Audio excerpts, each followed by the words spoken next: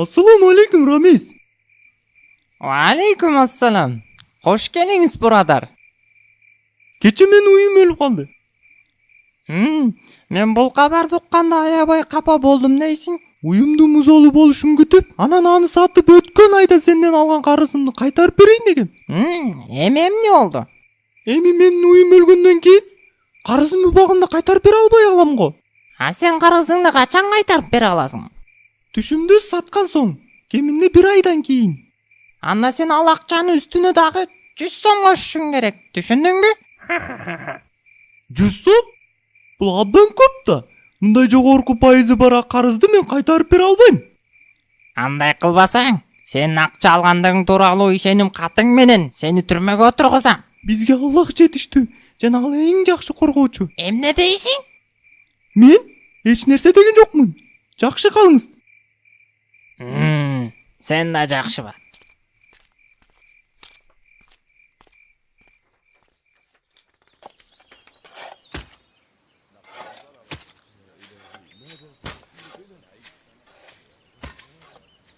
Assalamu alaikum. Алейкум ассалам. Өмүрбек, сен каякта болдуң? Көптөн бери көрүнбөй кеттиң го. Азыр атам катуу суркуу болуп, азыр ооруканада. Докторлор ага тезден операция жасаш керек деп жатышат. Жаман болуптур. Силер эмне жумушту токтоттуңар? Кана жалп кулонбогула. Мен тапшырган жумушту бүтүрмөйүнчө бир датайын албайсыңар.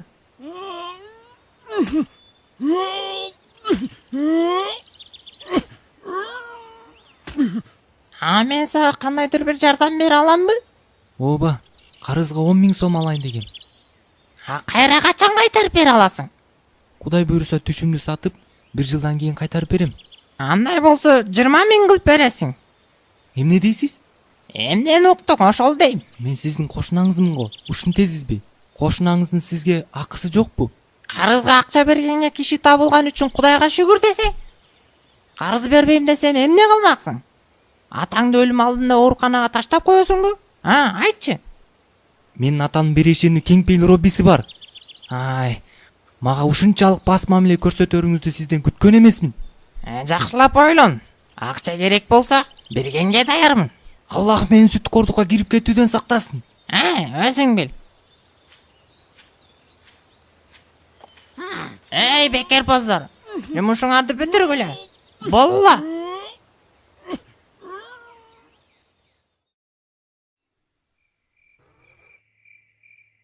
Кош келиң тууганым. Биздикинен көптөн бери келбей калдың го. Ооба, кечир мени Рамиз. Сапарда көпкө жүрүүгө туура келди. Ошон үчүн келе албай калдым. Андан көрө мага айтып берчи. Сени менен эмне болду?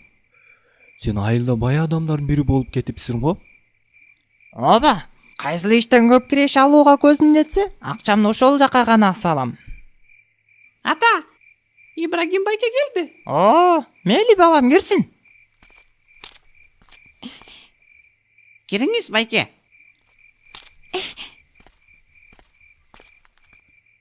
Ассаламу алейкум. Алейкум ассалам. Келиңиз Ибрагим байке. Бул жерде бардыгы өзүбүздүн адамдар. Бул Үсөн, менин аталаш бир тууганым. Үсөн, бул Ибрагим байке. Маркум атамдын досу.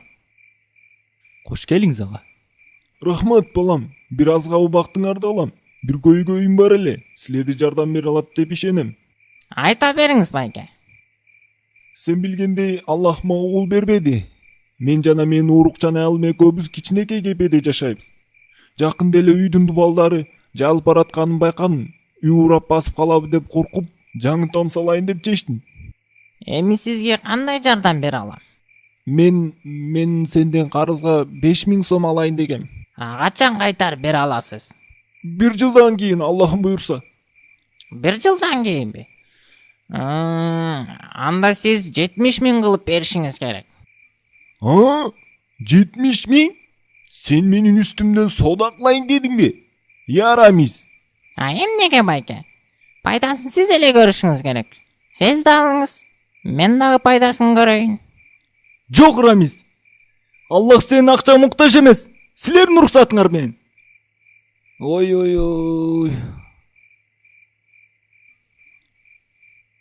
Бул эмне кылганың, Рамиз? Мен? Мен эч нерсе кылган жокмун. Мен ага жардам берейин десем, өзү болбой койду. Сенин сураганың сүткордукка жатат экенин билбейсиңби? Эмнеге бул сүткордук? Тескерисинче акча табуунун чеберчилиги десең болот. Бул пайда же киреш эмес. Бул чоң жоготуу. Сен Аллахтын Куранда айтканын уккан эмес белең. Сүткордук менен пайда жеген адамдар кыяматта шайтан уруп, акылдан азган адам сыяктуу мүрзөлөрүнөн турушат. Бул жөн гана соодада. Сен эмне, алып сатууну тыясыңбы? Эч нерсени тыйбайм жана уруксат бербейм. Аллах өзү айтып жатпайбы? Бул алардын соода деле сүткордук сыяктуу деген сөздөр үчүн жаза. Аллах сооданы адал, сүткордукту арам кылган. Ал эми кимге Роббиси тарабынан сүткорлуктун арамдыгы жөнүндө насаат баян келсе жана ал тоба кылып токтосо, өткөндүгүсү өзүнө адал жана келечек иштери Аллахка тапшырылат. Жана ким сүткордукка кайтса, ошолор гана тозокулар жана алар анда түбөлүк калышат. Үсүн, кеңештеринди өзүңө калтыр. Сен эмне? Мен байлыгымды ар кимге бекер таратып, алар пайда көрүп, мен эч нерсеси жок отуруп калганымды каалашыңбы? Колунда жок кедей адамдарга жардам берсең, эч нерсе албайсың деп ким айтты сага? Тескерисинче, бул жашоодо да, кийинки жашоодо да бакыт табасың. Аллах айтат, Аллах сүткорлуктардын пайдасын жоготот жана садакалардын пайдасын көбөйтөт. Аллах ар бир күнөөлүү шүгүрсүздөрдү сүйбөйт. Аллах садаканы көбөйтүп, ал эми пайыздын пайдасын жок кылат.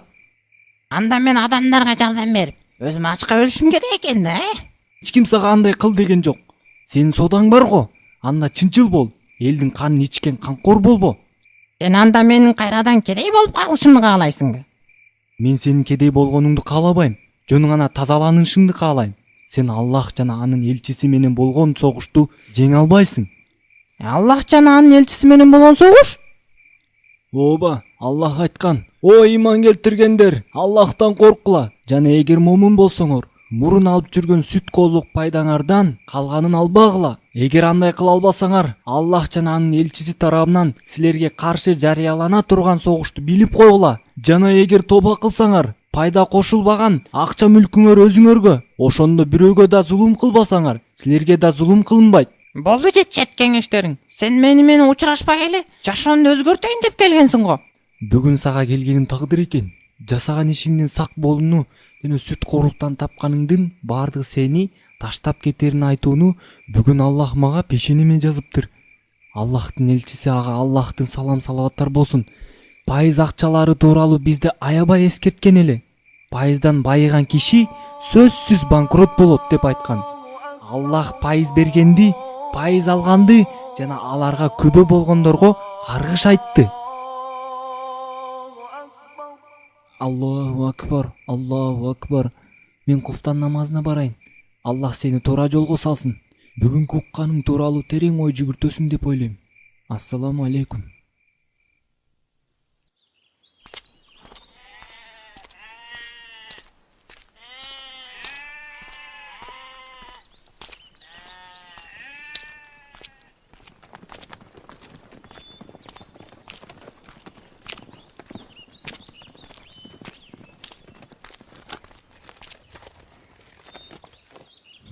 Жардамга, о, калайык калк. Анистин үйүнөн өрт чыкты. Кудай, бул өтө чоң от экен. Мындайды биринчи көрүшүм. Жардамга, шашкыла. Эгерде өрт өчүргүчтөр келбесе, биз өз колубуз менен бул отту токтото албайбыз. Жардамга. Жардамга. Ме, карма.